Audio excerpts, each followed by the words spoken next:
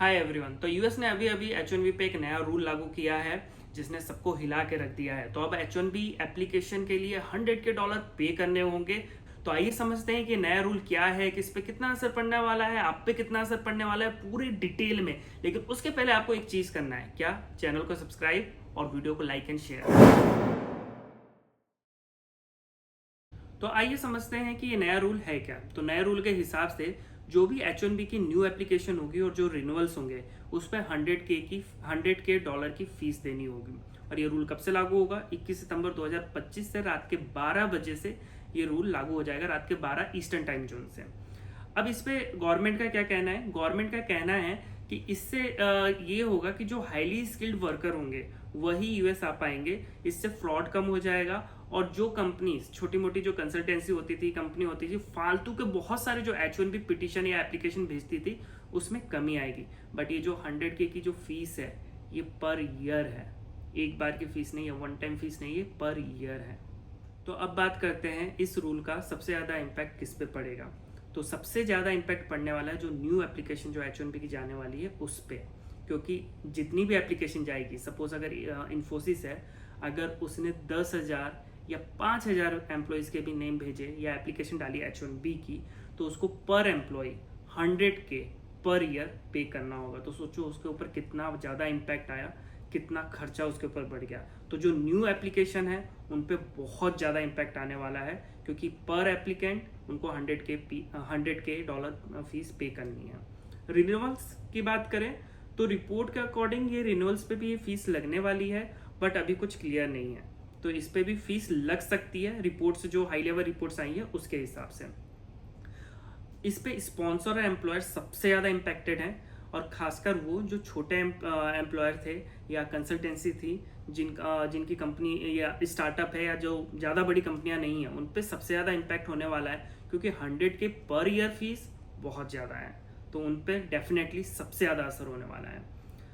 Amazon, Microsoft, Google, Meta, ये जितनी भी बड़ी टेक कंपनियां हैं इन पे भी असर होने वाला है, क्योंकि ये सबसे ज़्यादा H1B हायर करती हैं, तो पैसा तो इनका भी अच्छा खासा लगने वाला है।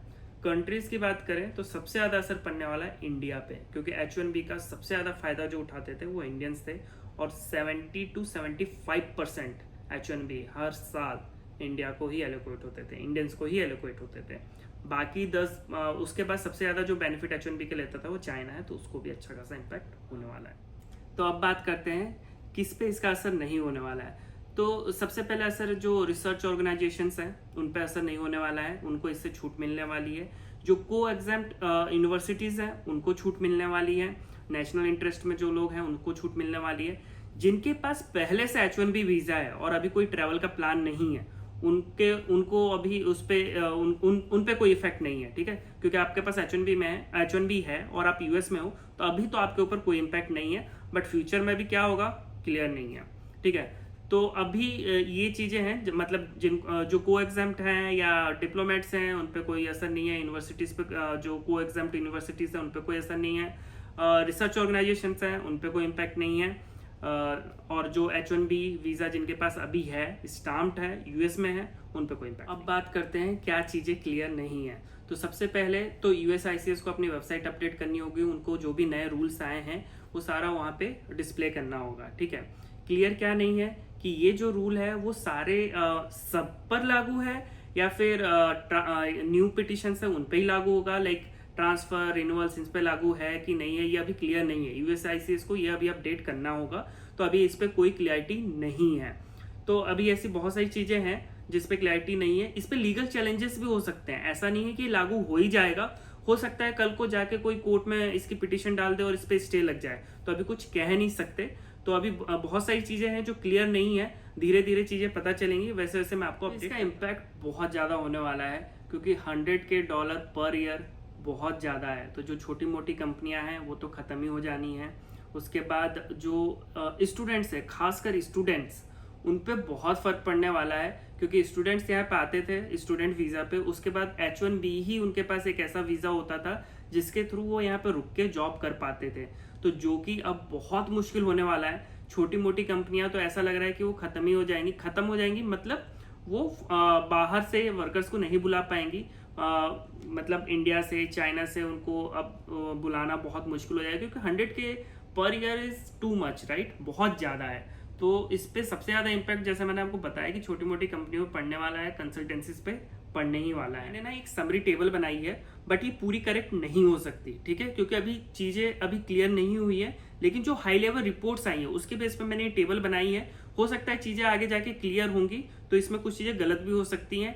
तो मैं अभी ये पूरे उससे नहीं कह सकता कि सारी चीज़ें सही है, ठीक है, बट जो हाई लेवल रिपोर्ट्स है उसके अकॉर्डिंग मैं आपको बता रहा हूँ। इस पे जो सबसे ज़्यादा असर है वो 21 सितंबर के बाद H1B वीज़ा पे आने वाले लोगों पे है, ठीक है। उनके जो एम्प्लॉयर है उनको 100K की जो फीस होगी वो पे करनी पड़ेगी, ठीक है।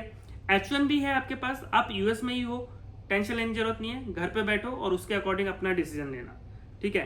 H1B है, आप इंडिया से बाहर ट्रेवल करके गए हो, तो कह नहीं सकते, बट चांसेस हैं कि आपके एम्प्लॉयर को आपके लिए 100K की जो फीस है वो पे करनी पड़ सकती है, ठीक है। बाकी लेकिन एक चीज़ क्लियर है कि आपके पास H1B है और आप यूएस में हो, आपका वीज़ा स्टाम्प है, यूएस के बाहर नहीं निकले हो, तो जब तक स्टाम्प है तब तक शांति से आप बैठो।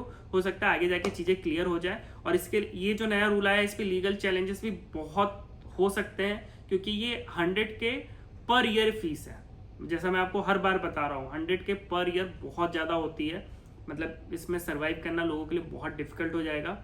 तो लेट्स सी आगे क्या होता है। बाकी आपको और भी कोई क्वेश्चंस है तो मुझसे जरूर पूछ सकते हैं, इंस्टाग्राम पे मैसेज कर सकते हैं, यूट्यूब पे नीचे वीडियो में कमेंट्स कर सकते हैं। बाकी मिलते हैं किसी नए वीडियो में किसी नई इन्फॉर्मेशन के साथ।